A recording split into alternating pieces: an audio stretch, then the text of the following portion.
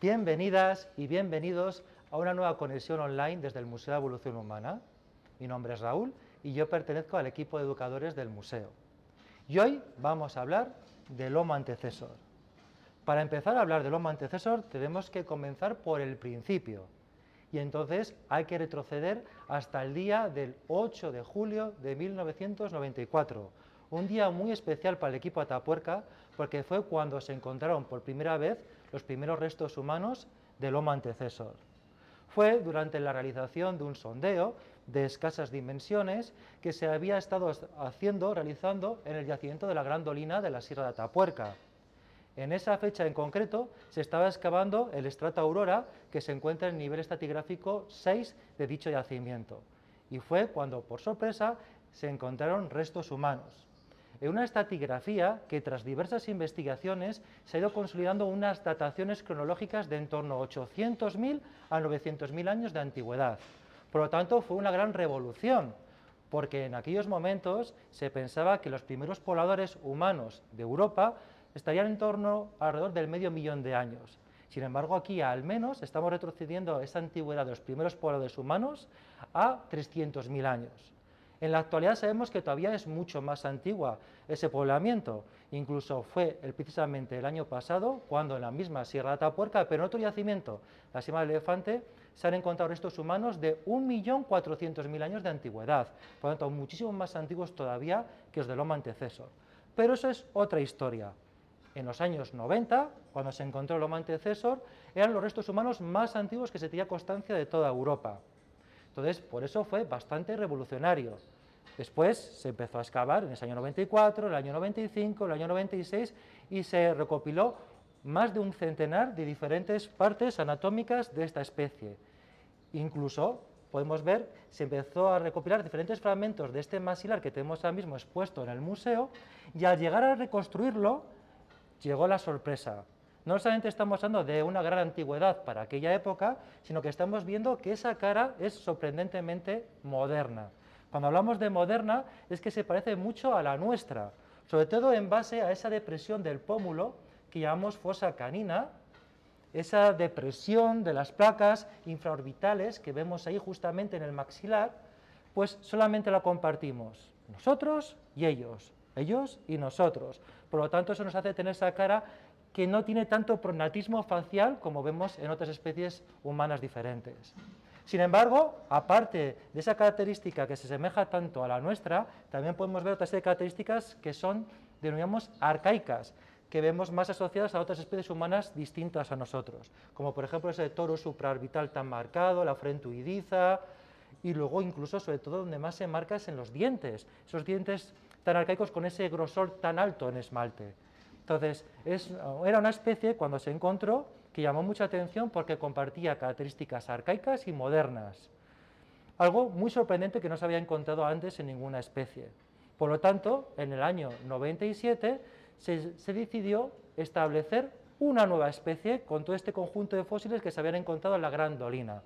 A esa especie se le puso el nombre del Homo antecesor, haciendo hincapié en antecesor, que significa explorador, pionero, dando a entender que eran los primeros que ocuparon estos lugares europeos, aunque ahora sabemos que eso no es así, que hubo otros anteriores al Homo antecesor.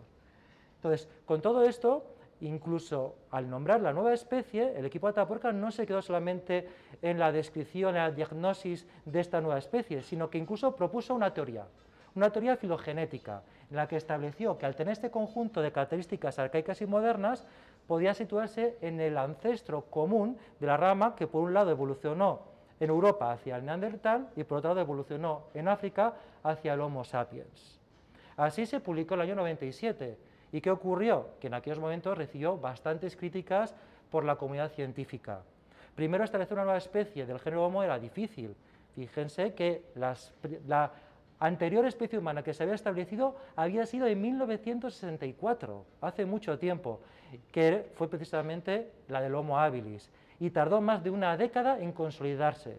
Por lo tanto, ya sabía el equipo Atapuerca que al establecer una nueva especie iba a costar que fuese aceptada por la comunidad científica, pero aún más fríamente, incluso con gran rechazo, se planteó lo del establecimiento de la filogenia, como el ancestro en común de la rama de los neandertales y la rama de los Homo sapiens.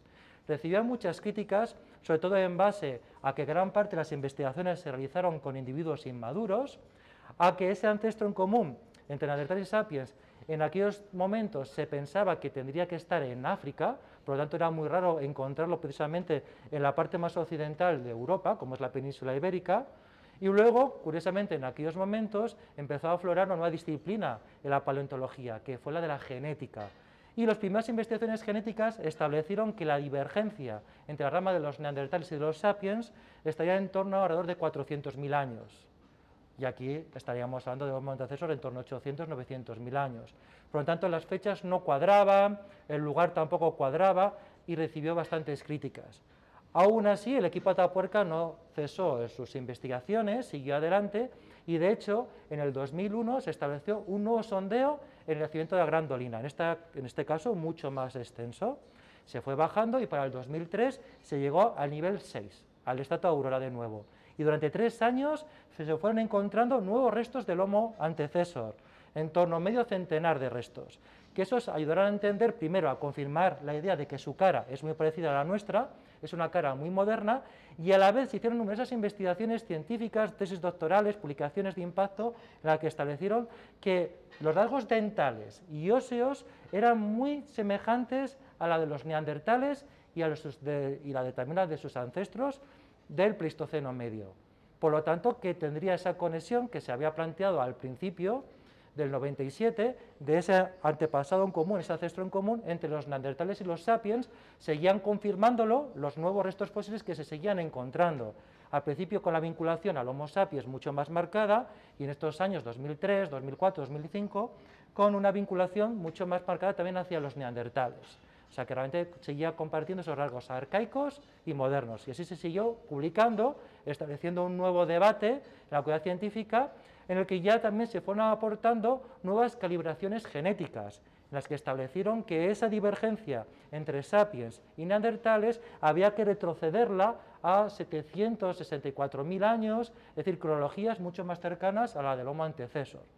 Por lo tanto, las piezas poco a poco iban encajando, hasta llegar al 2020, cuando empezó sobre todo a incorporarse una nueva técnica, se empezó a especializar y realmente a utilizar el espectrómetro de masas, y con eso se pudo recuperar proteínas. Es decir, con el Homo antecesor se han podido recuperar las proteínas humanas más antiguas del mundo, es decir, las evidencias genéticas humanas más antiguas del mundo, y con eso nos ha dado mucha información.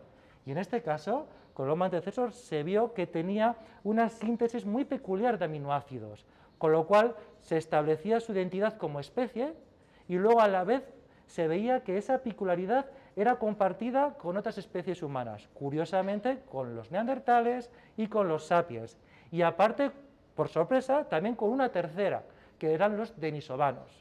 Por lo tanto, confirmaba las teorías que se habían establecido desde el principio.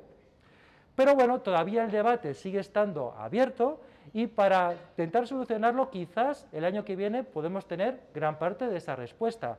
¿Por qué? Porque este año en las excavaciones de Atapuerca se ha llegado ya a terminar de excavar todo el nivel 7 y se ha empezado a dejar justo el techo del famoso nivel 6.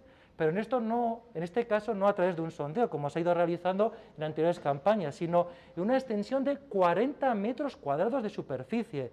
Hemos llegado al nivel 6 en 40 metros cuadrados de superficie.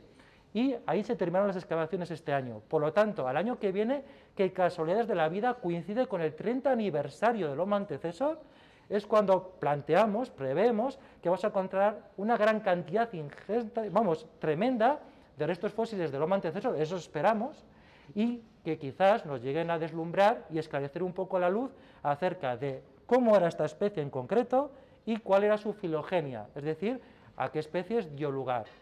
Entonces, estamos impacientes del año que viene a ver qué sorpresas nuevas encontramos. Y en cuanto las encontremos, como siempre, las divulgaremos en estos canales que estamos haciendo en redes sociales, porque lo interesante siempre es compartir toda la información.